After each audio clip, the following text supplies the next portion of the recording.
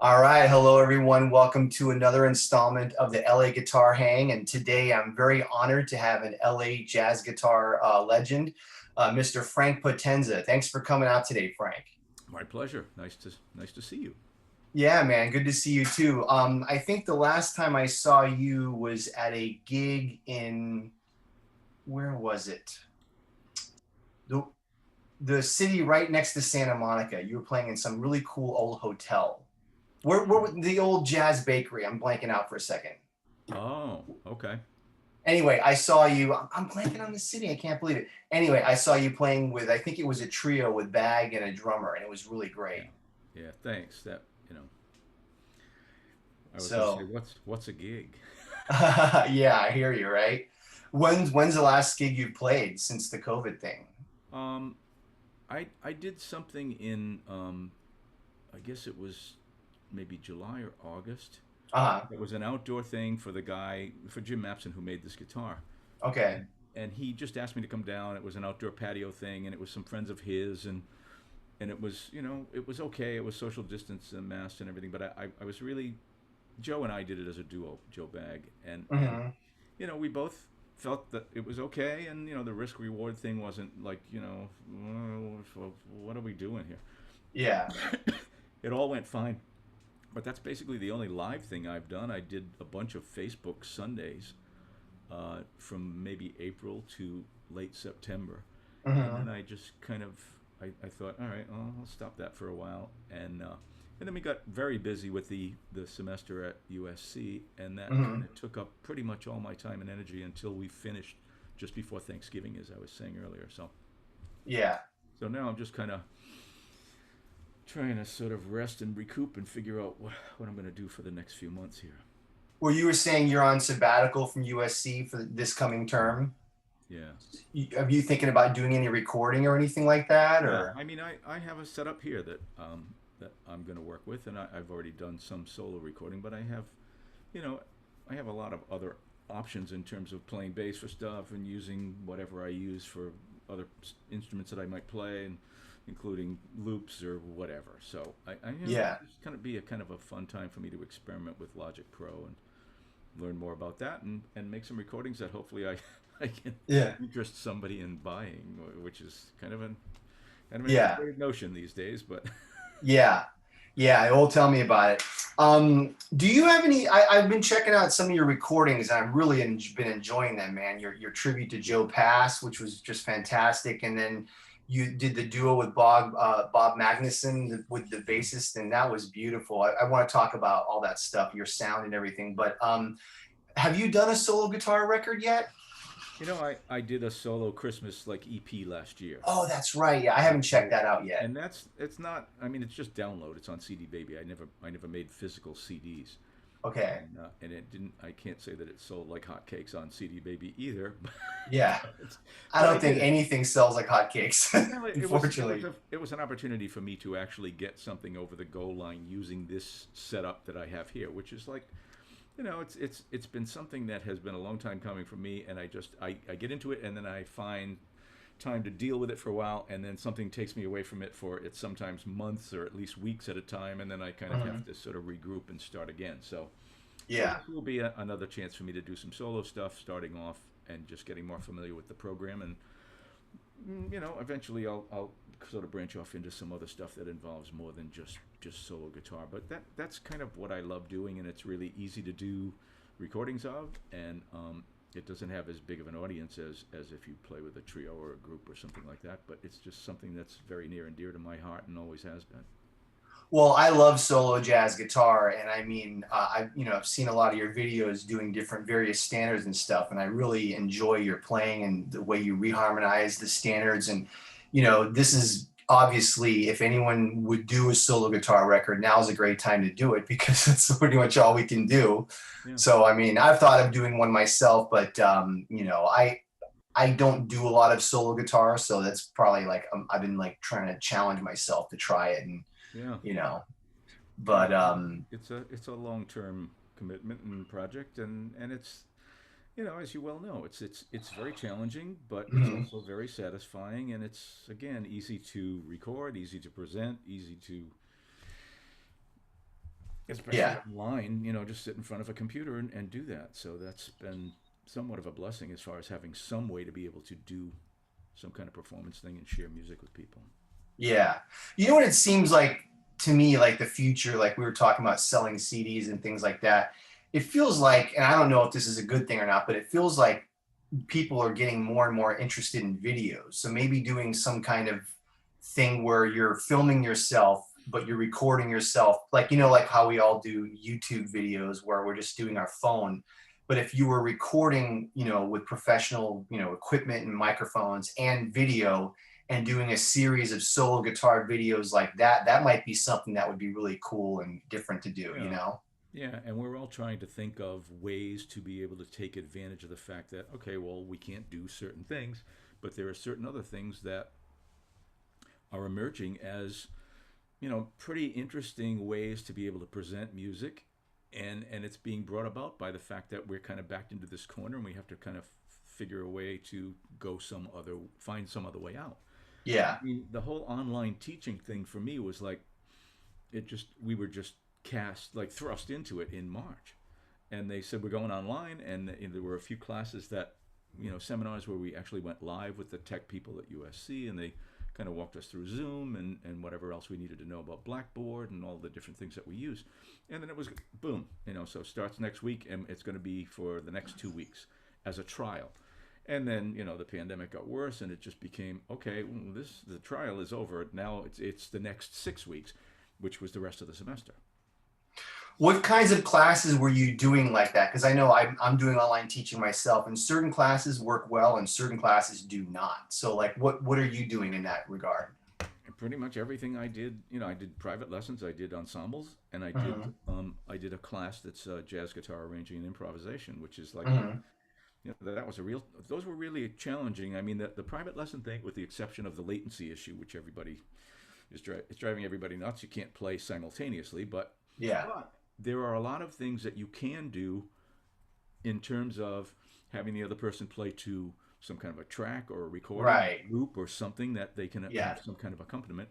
And again, it sort of brings up the opportunity of, all right, well, then play by yourself, which is, again, for some people, not a comfortable area. So, we found ways of being able to take each of the different experiences and find workarounds for being able to, like, with a 5 guitar ensemble, you can't How all the hell play. did you do that? Well, what I came up with was I would have one person, like so there are 5 guitarists and a rhythm section. But while they're still learning their parts, like we have that whole Tony Rizzi catalog of arrangements. Do you know that? Okay. I, The I rhythm don't know thing? that. I'd love to hear that. Yeah. So Tony Rizzi was a great guitarist and educator in the Los Angeles area, and he undertook a project in the mid '70s that was basically the guitar answer to super sax. Okay. So super sax was the 5 saxophonists that basically the top line, the alto line was the Charlie Parker solo. Then Hmm. Med Flory, it was his baby, his pet project, and so he was a Charlie Parker acolyte. And so he wrote these arrangements where it was 5 saxophones harmonized playing Charlie Parker's solos, transcribed solo. And then there was a trumpet player who basically was the Dizzy Gillespie character, and a trio, a piano trio. And so they made tons of different recordings as just that group, or Hmm. that group with strings, or that group with voices, or that group with brass. And it was a whole thing that happened I guess it was the early '70s. So Tony was kind of inspired by that idea, and he took Charlie Christian solos that he transcribed and then harmonized for 5 guitars, and Oh, then wow. did a landmark recording in 1976 that I have on vinyl. It's in my office at USC. But you can find it. You can still find it online. And it's Tony Rizzi and his 5 guitars, plus some number. I can't, because it was 5 guitars, piano, bass, drums, and saxophone. So Chris Lieb was the saxophone soloist. Tom Renier was the pianist. So it was Wow. this great rhythm section with the Hmm. 5 guitars playing these. I mean, not just the Charlie Christian solos, but those were the centerpieces or uh, the sort of ensemble or tutti kind of sections of the arrangements, and then he'd build write an entire arrangement around those solos. So Wow. so the recording has like he's playing first guitar, Jimmy Weibel, Grant Geisman. Tim May and Tom. Oh man, I can't think of the other person. It might be Tom. Anyway, so it's five Okay. LA guitar guys, and it Mhm. was this rotating cast of different people in the years following that because all the session guys in town wanted to do it because it was great reading practice because it was this hair raising reading of Yeah. guitar. So so when he passed, Joe Jewell, who I saw that you had already interviewed Yes. Yeah. in the recent past, was working on his DMA at in our program at USC, and so we talked a little bit about, gee, I wonder, what's going on with, because Joe was in one of the final sort of iterations of Wire Choir of the Tony Rizzi Mhm. group. So he knew Laurel, Tony's widow, a little bit, and so he sort of started the whole thing. I can't give him enough credit for he did all the detective work of where are the arrangements, where are the books, and what's going on. And it took rather a long time, but through his efforts and the efforts of myself and the people at USC development and all that stuff, we eventually worked some kind of a deal where she donated the catalog to the program. Wow. And unfortunately, in the ensuing, because the books had somebody in New York had them or something, and Joe managed to get them sent back. So we have the original folders with all of the arrangements, and then somehow the scores were inadvertently destroyed or discarded. So we didn't, we had the arrangements, all the parts, no scores.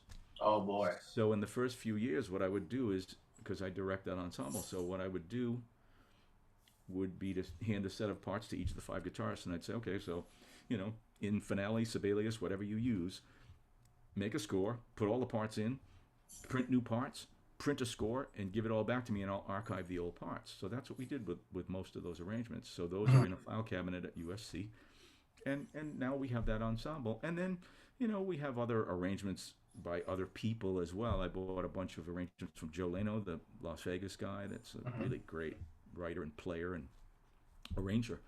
So we have that stuff, and then some of the students contributed arrangements for the first number of years, and they still occasionally will write for it. But it's a great just library of music that is pretty demanding reading wise. So all right, so in the same room, then I have the guitarists play just by themselves for usually for 1 hour of the rehearsal, and then we'll have a bass player and a drummer come in, and sometimes piano, and sometimes a saxophonist, and when we're ready to play those parts. But online, it wasn't possible to play together, so I would have the first guitarist put on a click and play his part at whatever tempo di Lerno I had assigned for that week, and everybody else would mute and play along with that person. So I couldn't really monitor anybody except the person who was playing. But then again, Ah. I could really focus and pick on the person who was playing, and really nitpick over stuff. So and then we'd have the second guitarist do the same thing, and we take it by section, and arrangement by arrangement, and then we set about recording the parts. So everybody got either was or got comfortable using some kind of a DAW and recording their part, and putting them on. And in some cases we like I created another one of my graduate students originally created like bass and drum accompaniment in Band in a Box using real tracks, which is rather respectable. Mhm. So that worked well. I just send like a bounce of like a wave file of that accompaniment, and they'd put it into one of the students would put it into a DAW. I could have done all this for them, but it was an opportunity for them to get involved as far as learning something about how to do that and align the parts and get everything to work out the right way and mix it and all that stuff. So it turned into a different kind of learning experience that did incorporate the whole initial brain damage of just trying to read these parts, because again, some of them are pretty demanding reading. It's not even intermediate, it's advanced level reading. But Wow. we found ways to be able to make it a substantive experience, and everybody learned something of what we would have done if we were live. But then again, everybody learned something about recording and of that whole challenge, and it made for a good semester of work. Yeah, I mean that's what this whole thing's about is just making do with what you have, and we're all just working on different skills. I mean, like you said, having them do recordings of it, but that's brilliant where you have the one guy play to a click and everybody else plays at home. Because I may be getting an ensemble this semester, and because I'm teaching a jazz guitar class, which in person I love doing, and it's a lot of fun. But man, it's really hard online. Long story, but one-on-one lessons, like you were saying, they're not that bad because I just have my students play the background tracks and I listen to them and give them critiques. Yeah. So that's not that big a deal. But yeah, I'm doing an ensemble. That just sounds like a nightmare. But you found it a way to make it work. So that's great, you know. And again, it was kind of invent as you go, and I just kind of came upon that notion of doing it that way somehow. I can't remember if I heard somebody else talking about something like that, and I thought, hey, wait a minute, that gives me this idea. But that's what we all did, and so everybody would share ideas, and not just the USC faculty. I would hear from people. JEN did a whole bunch of seminars, like webinars on teaching online and the challenges and setting up multiple cameras if you're a keyboard player, so you have one going down at your hands and another one, whatever, to speak Mhm. into, and just all these different ideas that in some cases you thought, hey, that could work for me, or wow, that's a great idea, or wow, that doesn't offer me any of Yeah. a possibility. And we all just tried to make the best of a challenging situation, and I'm amazed at how well it all worked. I mean, I got a Yeah. really nice note from one of my undergraduates about the arranging an improv class, about how it wasn't the same as if we were in the same room, but it was really very valuable and worthwhile, and he got a lot out of it. And it was like, it kind of made my day to to read that email of like, wow, great. I'm glad that all of our efforts have, because we were really concerned about whether how many we were going to lose in terms of students just saying, I'll be back after the pandemic's over because this is not Mhm. anything I want to be part of.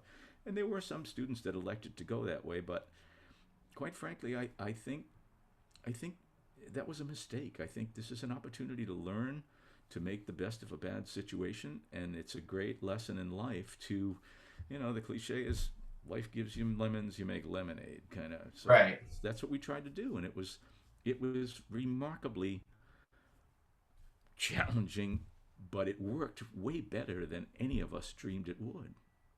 Well, we're just lucky that this happened at a time when we actually have the technology. I mean, Yeah. tell my friends a lot. Imagine if this happened 10, 15 years ago. Oh my God. I mean, we wouldn't be able to teach. We wouldn't be able to gig. We wouldn't be able, nobody would be able to work. I mean, oh my God, what a nightmare that would have been. Yeah. So I mean, it's not ideal, but all things considered, we're all learning something from it, and now we're all thinking about, okay, so when this goes back to whatever normal turns out to be, how different is that going to be, and what new opportunities and avenues and venues and all of that are going to present themselves, and are we going to be ready for that, or are we going to sit around complaining that things aren't what they used to be? It's like, no, Yeah. that's a waste of time. Yeah. Yeah.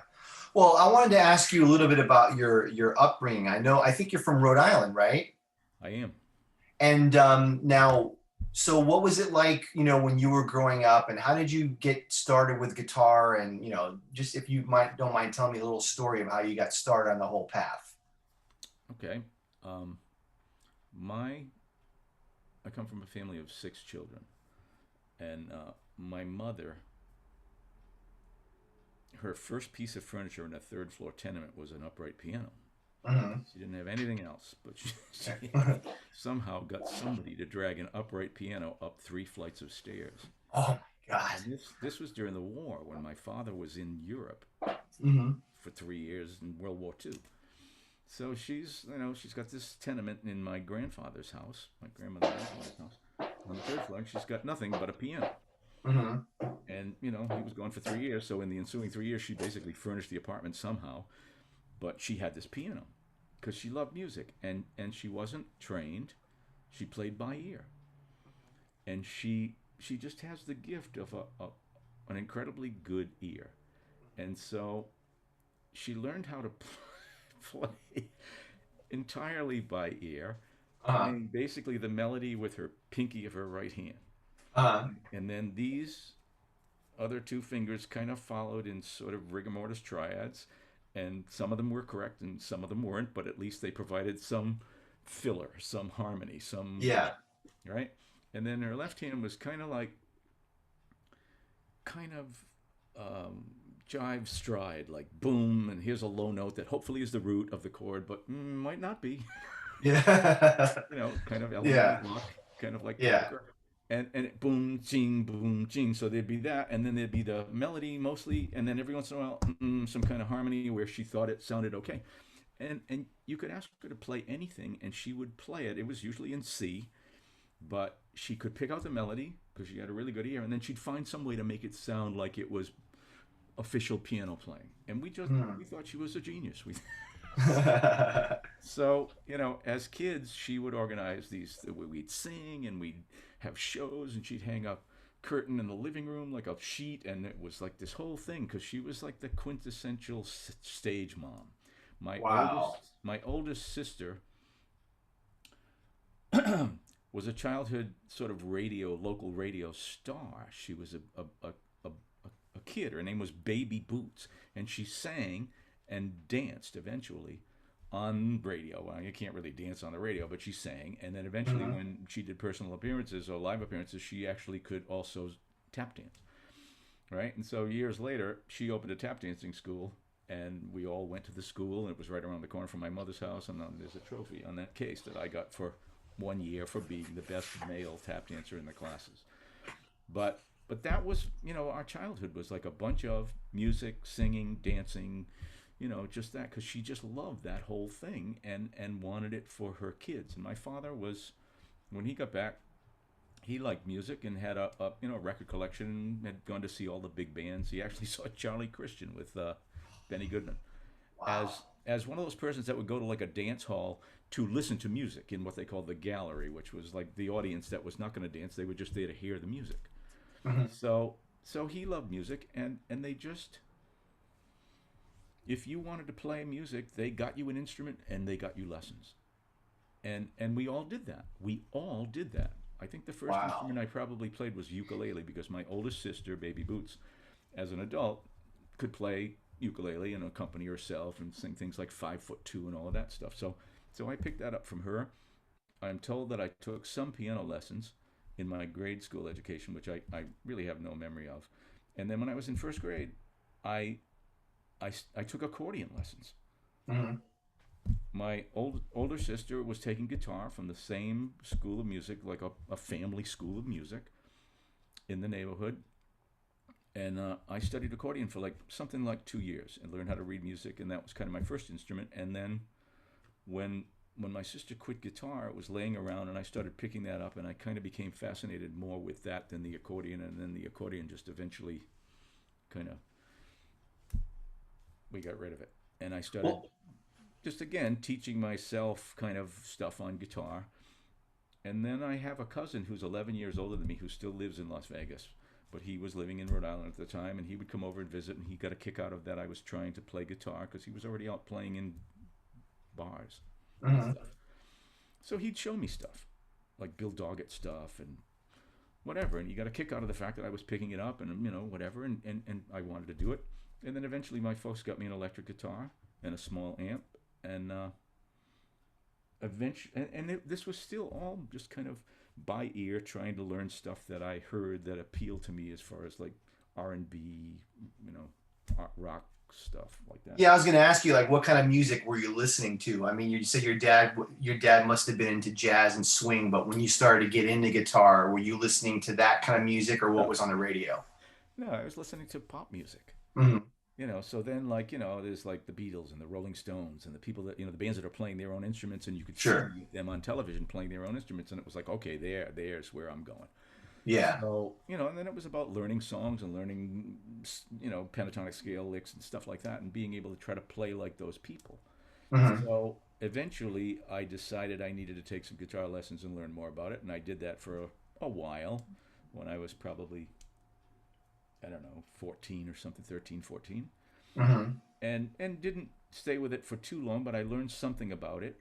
And then eventually I got with another teacher who now kind of got me into learning actual adult chord forms and playing like Misty and chord melody stuff, bossa nova stuff, Jobim tunes, stuff like that. And I really got into it. I loved it. So it wasn't as much, yeah, I'm trying to play jazz and I'm doing that. It's just that that's what he saw as being the repertoire that offered him the opportunity to show me the most about the guitar in terms of scale stuff, and in terms of reading, and in terms of actually playing songs that sound kind of like solo guitar. I mean, harmonized melodies, which I got a really early start on that compared to, and that was still I was like what 15, 16 years old when I was doing that. So Yeah. it's not exactly when you're five, you know, Yeah. compared to the kids today. Now you see kids on YouTube that are like 7 years old and they're playing better than I play now. you know. I hear So you. I hear you. yeah, but I mean, So yeah. yeah, that's interesting. Now, when you were learning these, more harmonically sophisticated songs, were you also listening? I know you're a big protege and fan of Joe Pass, but were you listening to players like that, like maybe Joe Pass or Wes Montgomery or anybody like that at the time? In the when the first time those people were mentioned to me, that I would hear them in some, because the guy that was teaching me the bossa nova stuff was a pro. He was a good guitar player, a really lovely person. He just passed away like a year or two ago.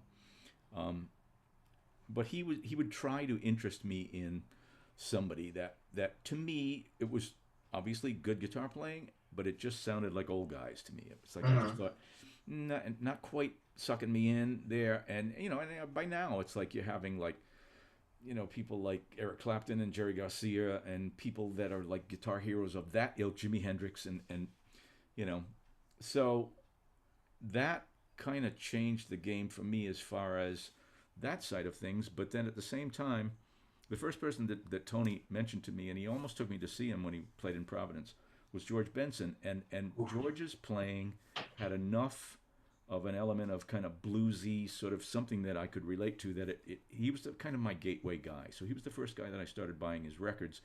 And then you just start buying the magazines, and you hear him talk about Wes. You hear him talk about, so, and I knew who Wes was, but I had never really bought records.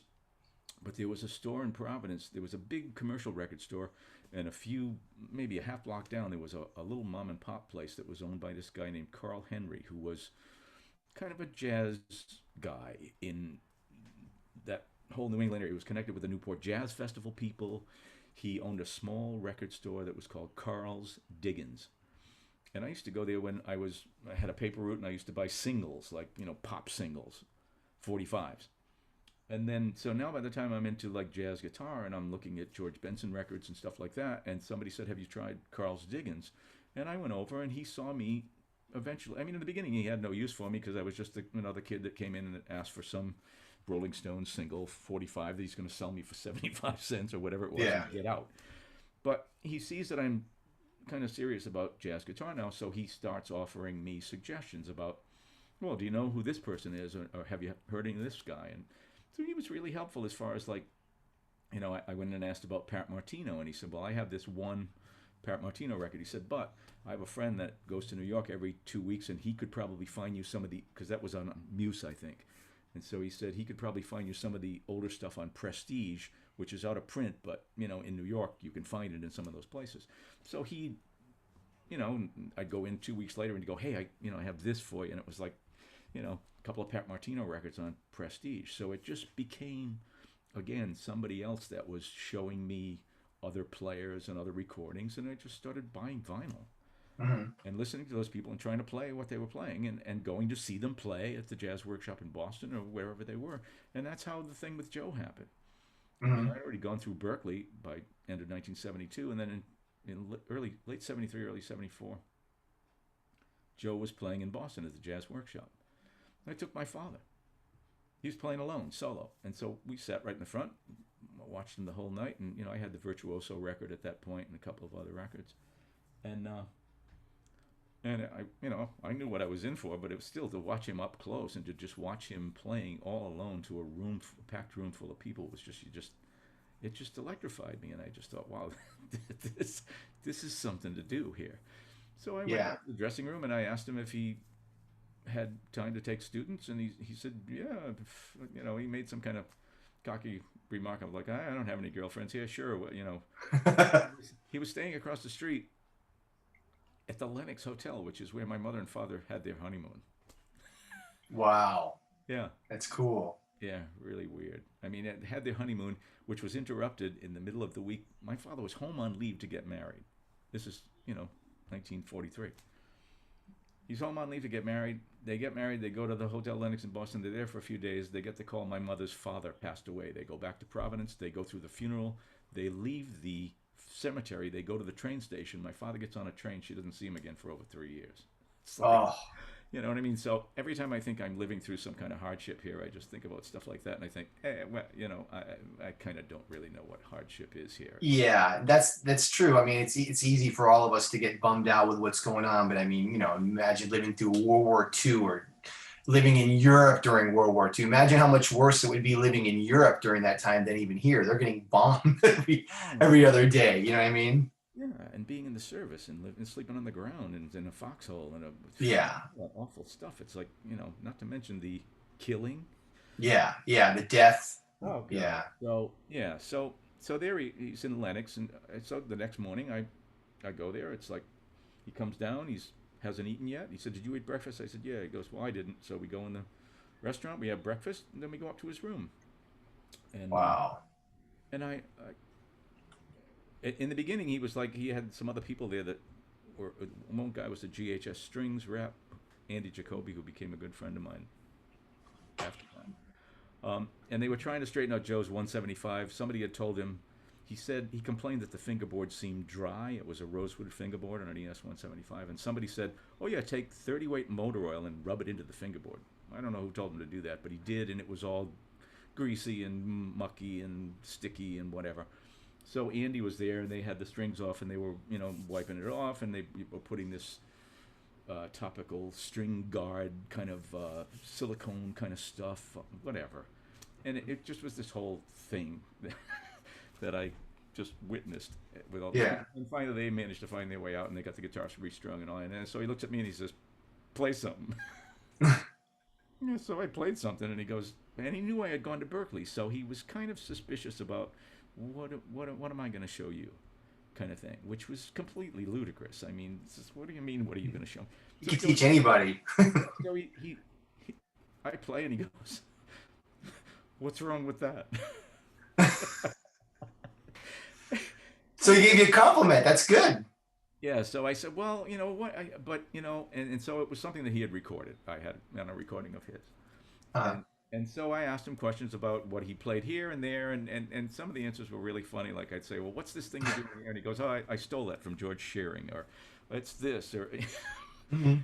and we hung out for like a couple of hours and played, and I asked him questions and whatever, and then it was over. And then he walked me down to the street, and he was wearing dress shoes with no socks, and he turned up his. I gave him. I said, "What do I owe you?" And I paid him in cash, and he said. He said, "Are you going home?" And I said, "Yeah." I said, "I'm going to drive back down to Providence. It's like 35, 40 miles." He said, and we were on Boylston Street. And he said, "Well, I'm going to take this dough and go buy myself some new shoes." And he turned up his shoe, and he had a big hole in the sole of one of his. Oh man. And he walked down Boylston Street to a shoe store. Wow. Now, That was how I met him. And then, I'd go see him whenever he was around. Once I was playing in New York, and so was he. So we got done early, or we had the night off the next night or whatever, and he was at the Village Gate, so I went to see him at the Village Gate. It's like, "Hey, what are you doing? Come over to the hotel tomorrow. We'll play." It was Barbizon Plaza or something. So things like that, while I was still living in New England, and then I moved to Los Angeles in late 1980, and I I had I had a phone number for him or something, and I just called him. I said, "I'm in town." He goes, "What are you doing?" And I said, "I moved here." And he goes, "Oh, wow, where are you?" And I was living in Orange County, and he was in Northridge. And so I went to see him, and then, the whole thing with Pisano happened, where it's like John was a dear friend of his, and John had played with him tons. And so I had already made it a point to go and find John Pisano and meet him. And so John invited me to his house, and Joe was going to be there, and we just started periodically just going over to John's and hanging out. And we'd eat and drink wine, and Joe would smoke cigars, and we'd play guitars and talk and argue, and they were just these hangs. And sometimes it was just the three of us, and sometimes there'd be several other guitar players there, but it just became this thing. And and then he'd say, "Hey, can you take me to drop my car off in whatever in Azusa?" I said, "Sure, yeah." And we so you became talked. friends with him.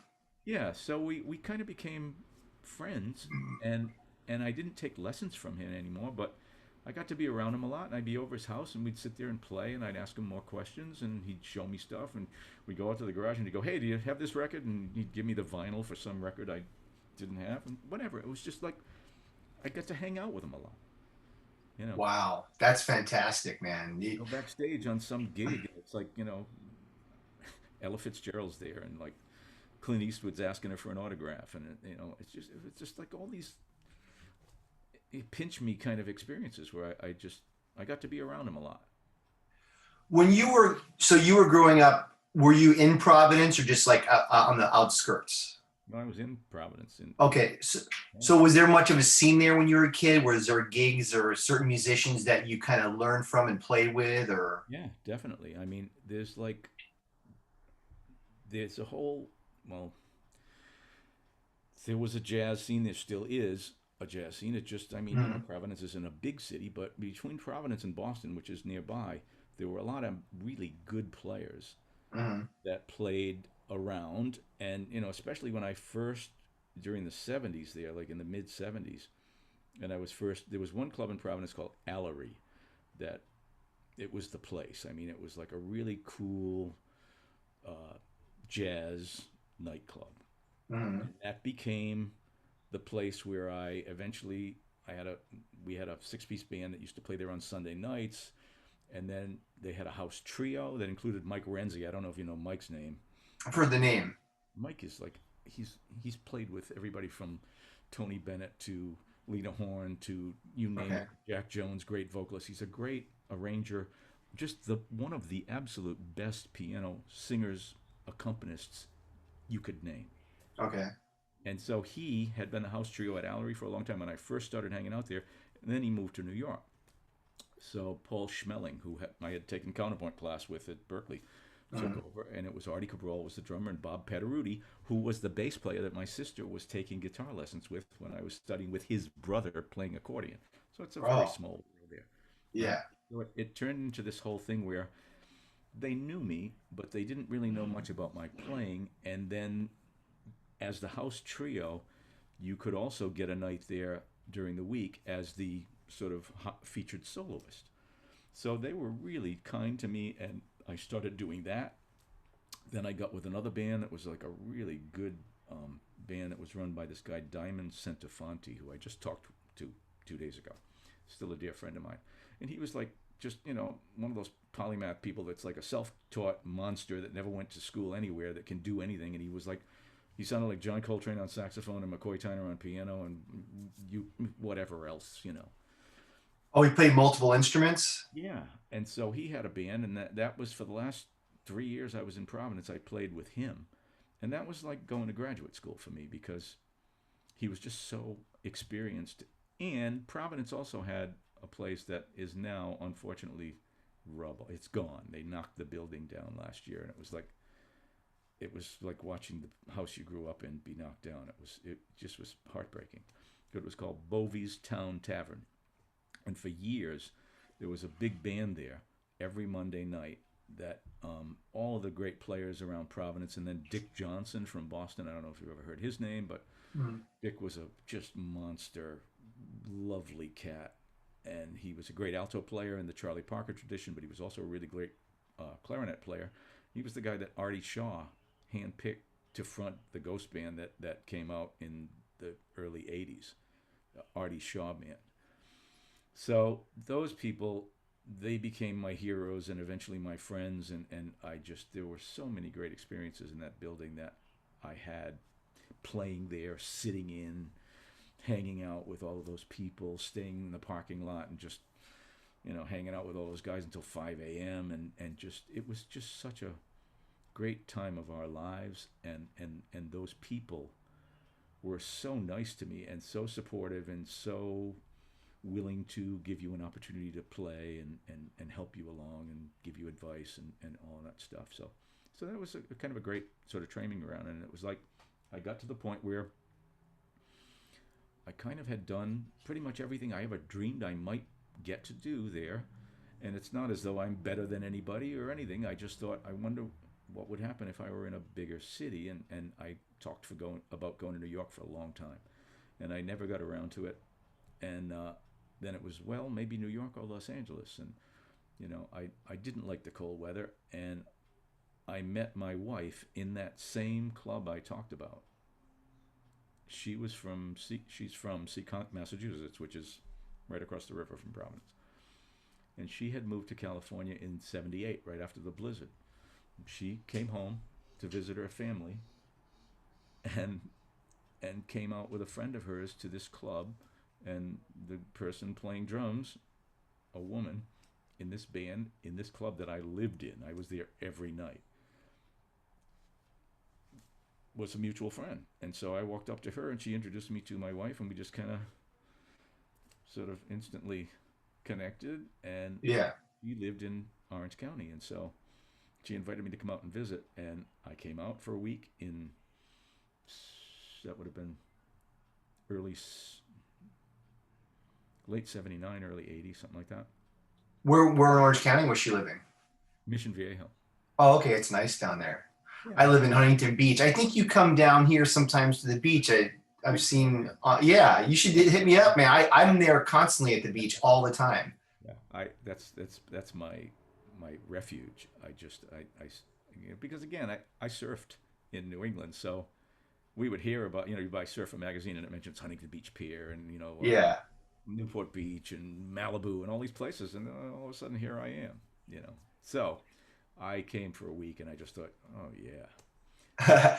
It took me almost another year to get around to saving up enough money to actually try to move here. And I came out here with next to nothing, and I was broke in a minute, and I wound up in a cover band for the first year I was here, just to kind of keep body and soul together and not have to have her support me, because we weren't married at the time.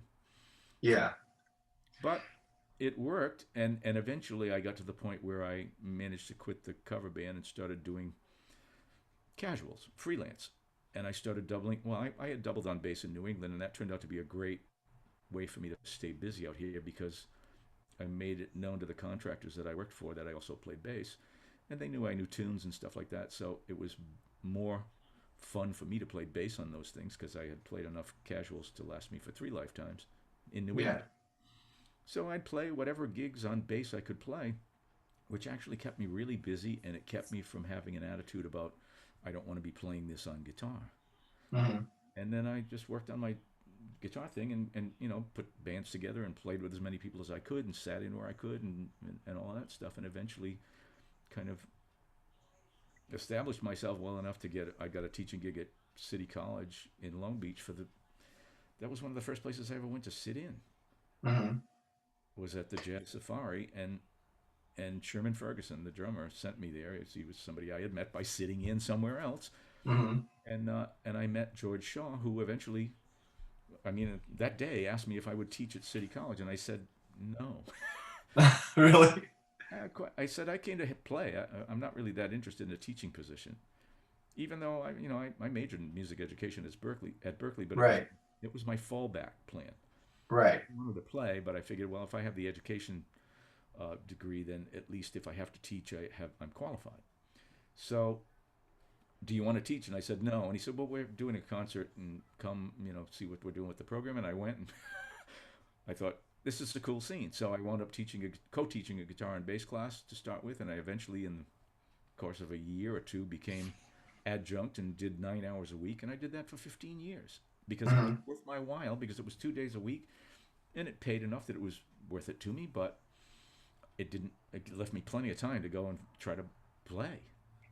Yeah, that's the beauty of teaching is it usually works with it's usually during the day and you're not usually doing it really early in the morning. So it's pretty easy to teach and then go gig at night. Yeah. I wanted to ask you, when you first got here, was that when Van Epps was in Huntington? I think I had heard that Van Epps lived there, and also maybe Howard Alden was from Newport. Were they Howard both was here at still that in time? town. Howard was still in town, but he pretty soon after that moved to New York. But Hmm. George, I went to see George play a couple of times. Actually, one of them was with Tony Rizzi.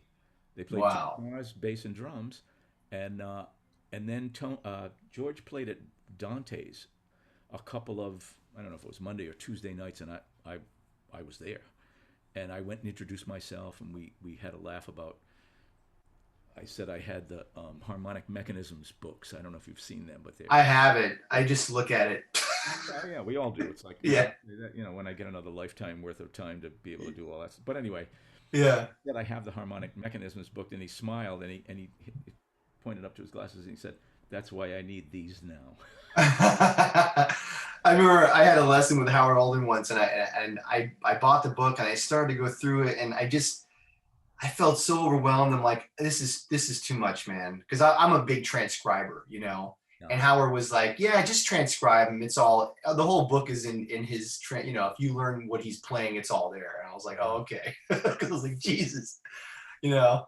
But some years later, and I'm trying to think of when he passed, but Luther Hughes, who's a dear friend of mine, Hmm. had a gig in Huntington Beach at what was called Kikuya.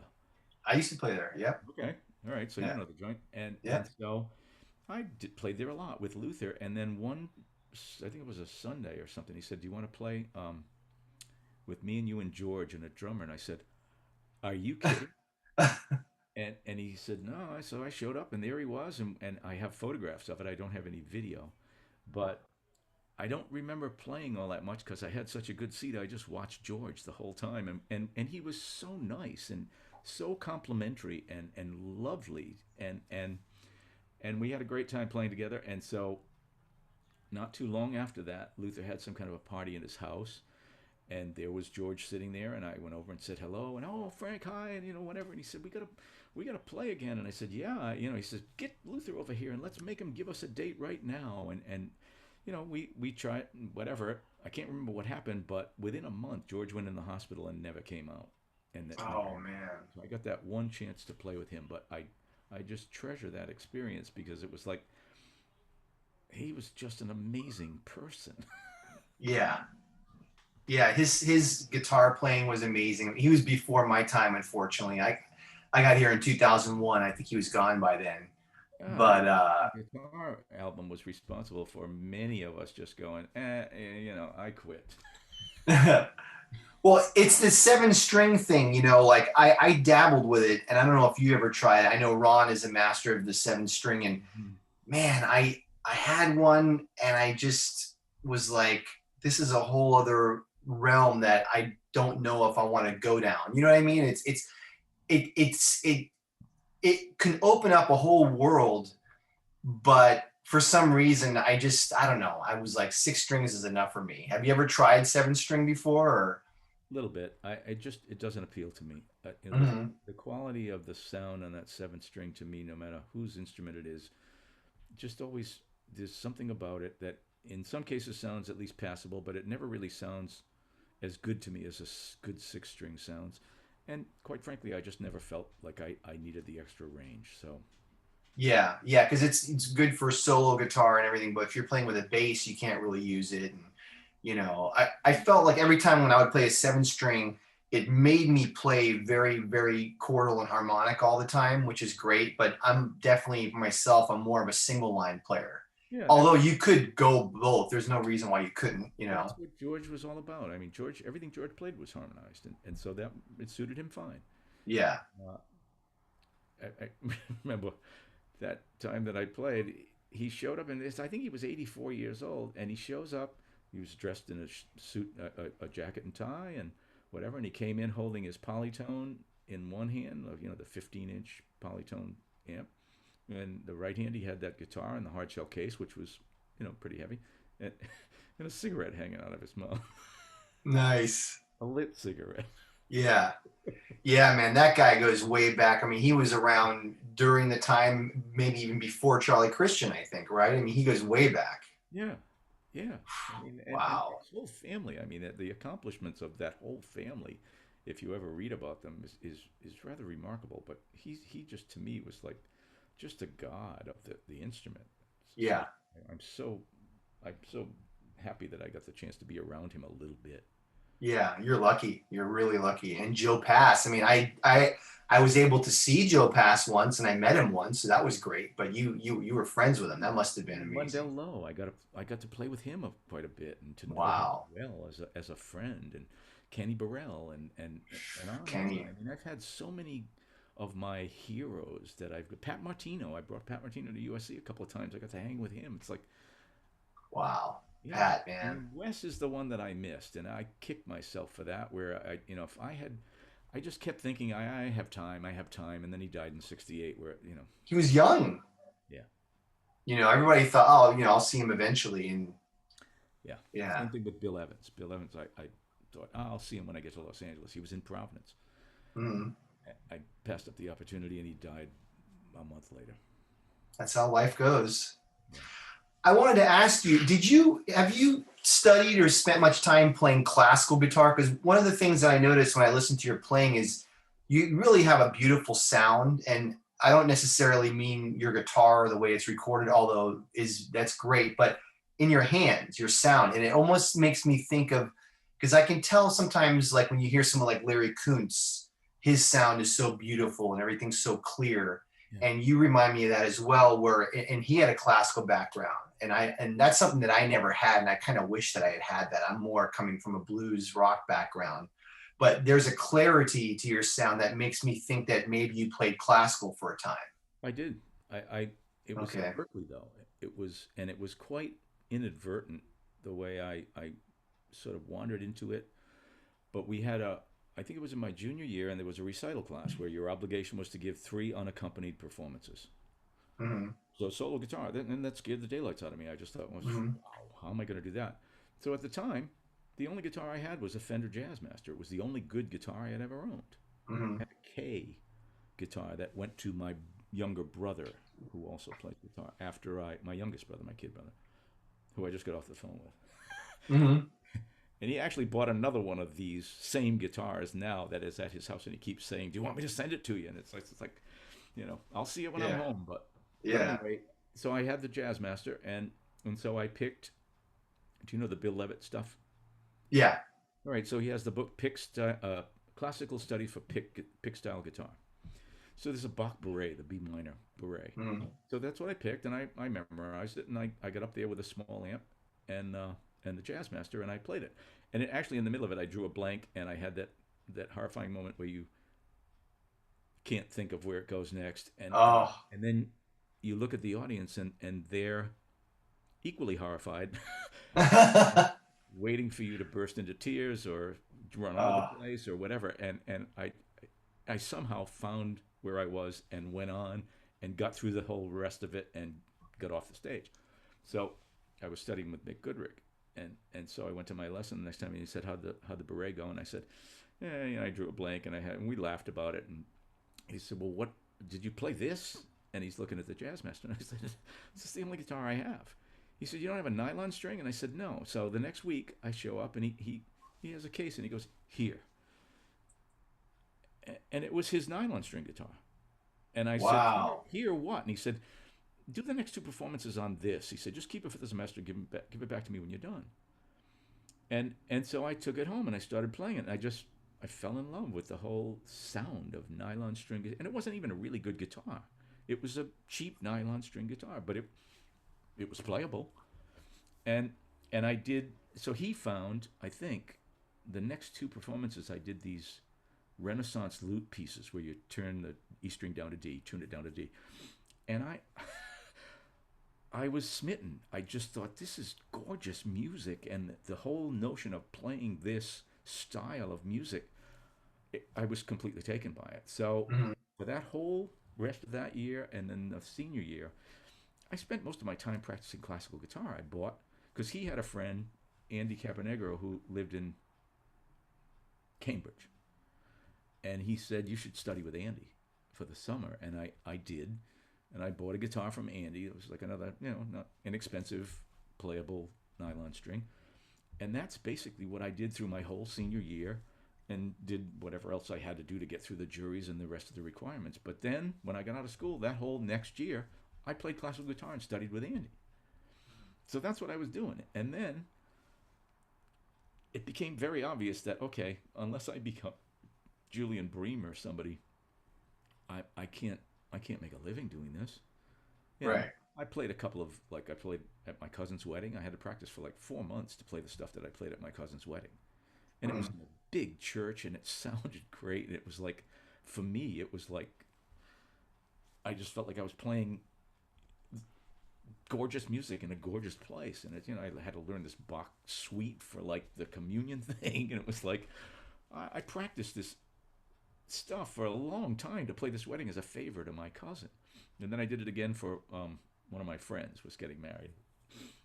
He just loved the lute pieces, and could you play that for my wedding? And so there I am, and I go to play the wedding, and his mother-in-law, future mother-in-law, comes up to me and she said, "I don't care what they told you to play. I want 'Here Comes the Bride' when my daughter goes down the aisle."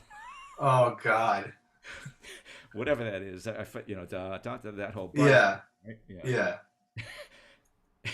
No Bach, just Here Comes the Bride. And if I remember correctly, I just said, "Get away from me." Oh, you did? Nice. I'm not going to cough up something I've never played before as as the thing that the woman's going to get married to or something. Right. So I played the lute pieces, and I guess she was unhappy with me. I don't know if she's ever forgiven me for that, but I'm very sorry. Yeah. Um, Yeah. Well, you had your so I played the two weddings, and then I think, all right, well, so I could try to play weddings, but here I am playing weddings again. I'm trying to get out of that business anyway, right. and so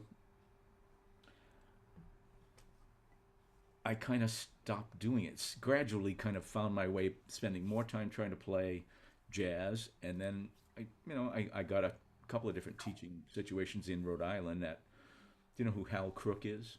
Yeah. So he started Rhode Island School of Music, and so Hmm.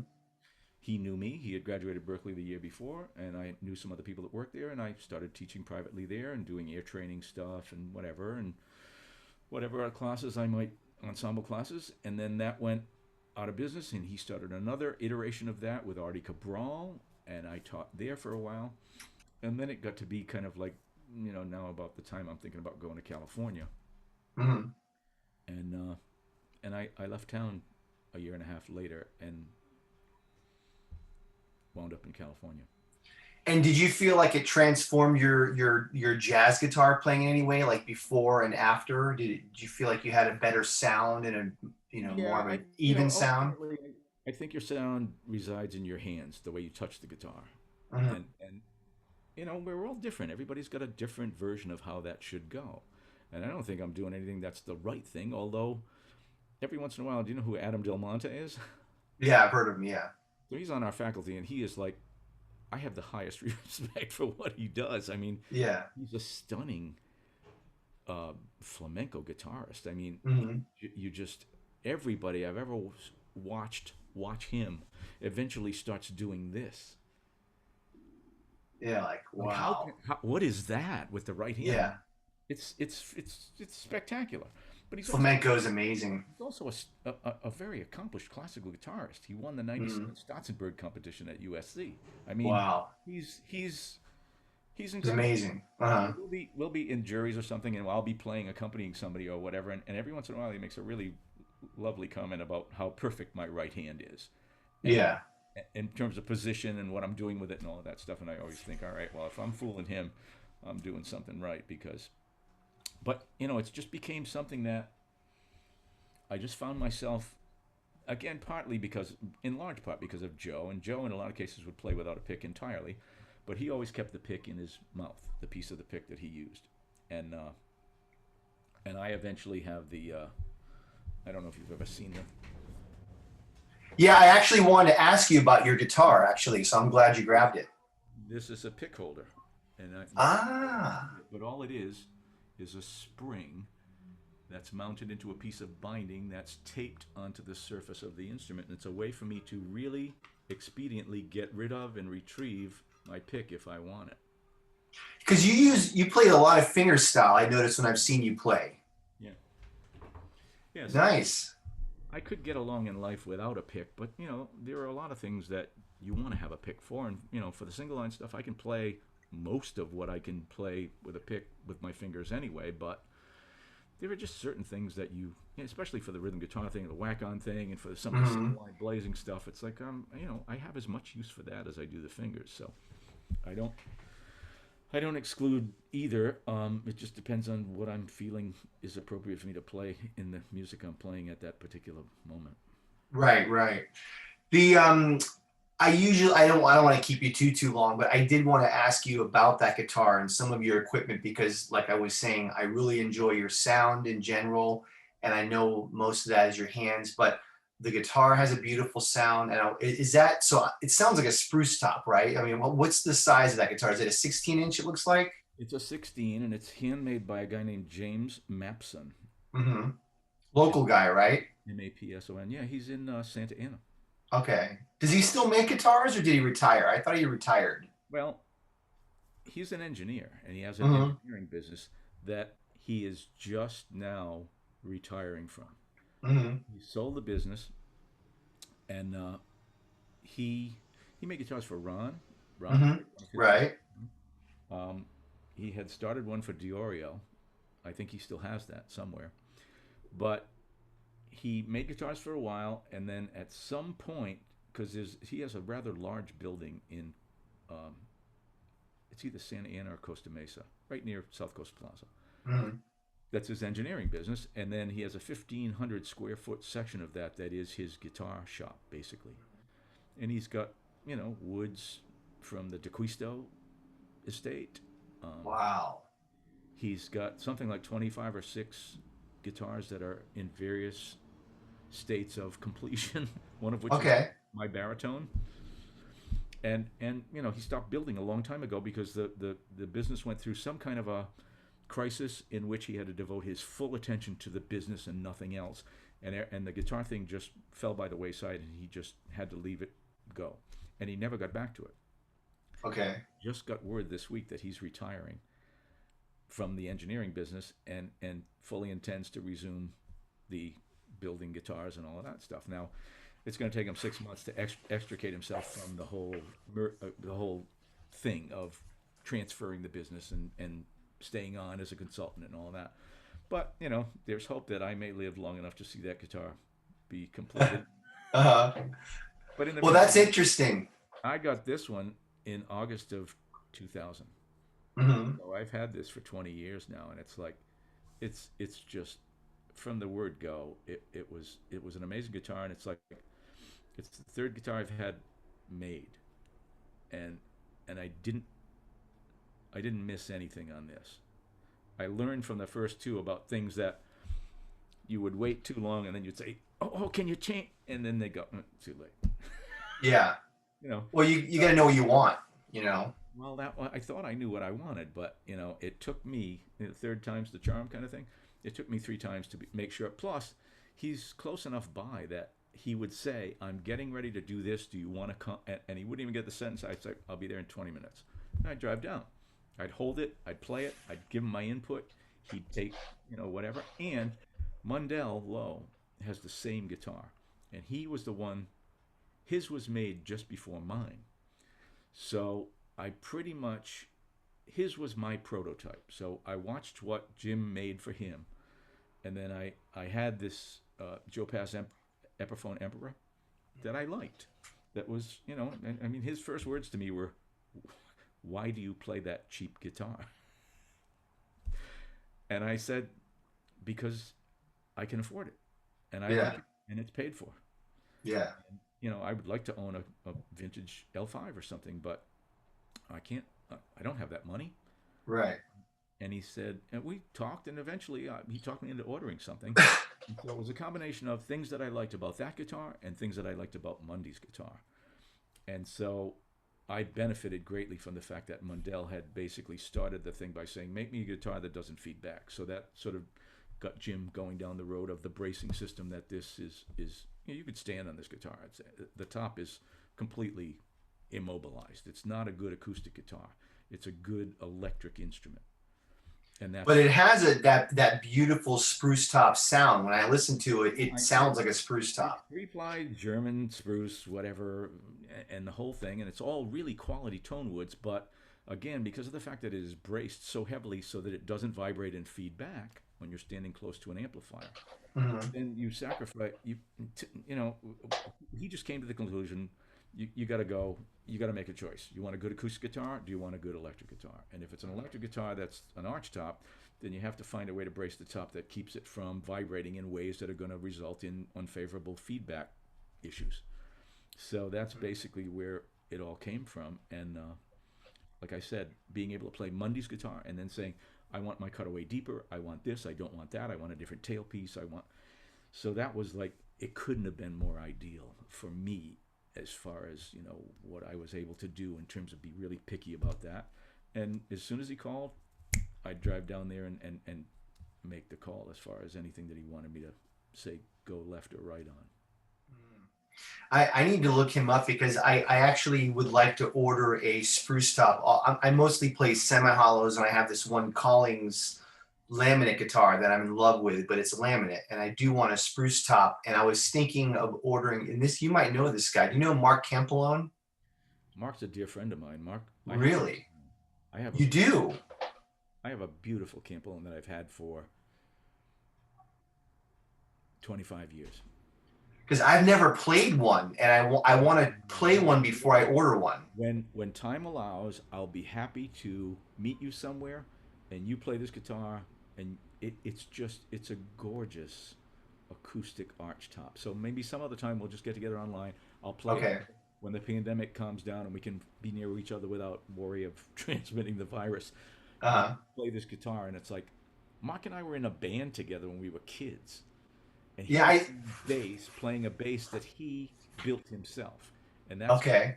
part of the way of that's sort of how he became the person, the builder that he is. Was he made his own bass, Mm. and so he's Is playing that, bass, I'm playing guitar in like a cover band, mhm.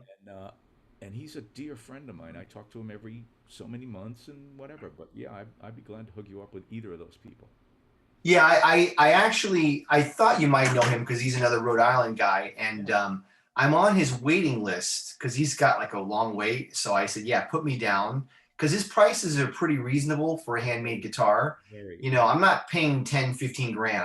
I can't do that. No, So the the it's just I can't say enough. And in the years since I've had it, it just opens up, and it's just I mean, in a lot of cases, I have the fourth pickup on it that I've had on it. He sent it to me with a Bartolini that was the small Bartolini, and it was just very bright, and the guitar was also floater. very at that time. Yeah, floater. And I called him and I said I don't like this pickup, and he said two words to me that you can imagine what they were. One of them started with F, and and then he laughed, and so he sent me a Bartolini. The first one was a Kent Armstrong. Mhm. I hated it, and so he sent me a Bartolini. That was a little better. I still didn't like it. Then I went to Seymour Duncan, and they custom wound me a Johnny Smith pickup, and that was better. And then somebody put a tone control on it for me, which gave me a little more flexibility. But now I had two knobs on the pick guard, which drove me nuts. And then I was ready to get rid of the pickup entirely because he sells a lot of those guitars with no pickup. A lot of Mhm. people buy those as just acoustic guitars. Right. And I was ready to go that way, and I was going to have him send me a new pick guard and just forget about the pickup entirely. And that Ken Armstrong that everybody uses now, that's got the two rows of pole pieces that looks like a humbucker. I tried it. I went over to somebody's place, and he taped it on, and we tried it, and it sounded pretty good. And so Mapson took the new pick guard that Mark Campolone sent me, mounted the pickup, put in thumb wheel um, tone and volume controls on the side of the pick guard, and it's great. Mm. So Okay. I wound up with a pickup I like, although I don't plug it in a whole lot because it just sounds so damn good by itself. Hmm. Could he make you one like? Because I'm more of a set-in pickup, like what you have. Would he make me one like more L5-ish, where it's more electric based? Like if Um, you ask him to do that? I don't know if he would or not. I said something about once when I was in the pickup quest. I said maybe I'll just have somebody cut the top and put a humbucker in, and he said, I'll "You kill you. you do, and I'll kill you." Yeah. Yeah. Because again, I mean that what you're paying for on these guitars is the top, and the Yeah. fact that it's a free vibrating, good quality top, Hmm. and you're kind of destroying that by putting a pickup in it and all of that stuff. So I don't know. You could talk to him about it, Yeah. I'll talk to him. but I'm happy enough. I mean, again, I don't play it in a rhythm section because it will feedback. Hmm. I have done that, and I played it on guitar night a few times, and everybody said, "Wow, that sounds great, sounds gorgeous," but the Mapson doesn't feed back, and it's just so much more of an electric guitar that works for me in a situation where I'm playing with other people. But eventually I'm going to do some solo guitar stuff here with just that, and I'll play it direct into the interface here, but I'll also put up a really good ribbon mic or something and just use that as part of the sound. It's such a gorgeous sounding arch top. Hmm. Well, that's great to hear that you have one in that, because as like I said, I've never played one, I've never heard one, but I've heard such good things where I was like, I'm sure it's great. But now that you have one and maybe we can get Yeah. together, that makes me feel better. Absolutely. When you talk to Mark, that's part of what I told him I would be happy to do at 25 years ago. Is anybody that wants to know anything about this guitar, I'm glad to let them play it or show it to them or whatever, will help sort of move the thing forward, because I think you'll be amazed. It's just a beautiful instrument. Okay, cool. Well, hey man, thank you so much for doing this. I don't want to keep you all night. I really appreciate your time, and I really enjoyed all of your stories and all this. You really played with a lot of the who's who of jazz, and you've been around a long time, and you're a very well-known educator. And I just want to thank you for doing this. If anyone wants to check out Frank's music, you're on I think iTunes, not iTunes anymore, but Apple Music. You're probably on Spotify and everything else. CD baby, yeah, yeah. Okay, real quick, who's on your trio CD? Is that Bag and Harnell? Because I remember you used to gig with them. Is that those two guys? It's Bag, and Steve Barnes is the drummer. Steve lives Okay, in Texas now. He's at North Texas State, an old friend of mine. okay, Yeah, and okay, Hoffman guested on that as on a couple right. cuts on flute, but yeah. Yeah, great album. Well, yeah, I highly recommend. I'm sure most of you, if you know Frank, you've probably heard his music, but I'd love to play with you sometime. I know I called you for a gig a while ago, and maybe we can make it happen if gigs ever come back. Be a lot of fun. And they can visit my website or my YouTube channel or whatever. There's plenty of stuff online. Cool. All right, Frank. Well, thank you so much, man. Stay healthy, and we'll definitely keep in touch. Okay, you do the same. Nice to All see right, buddy. you. Thanks again. We'll see you around.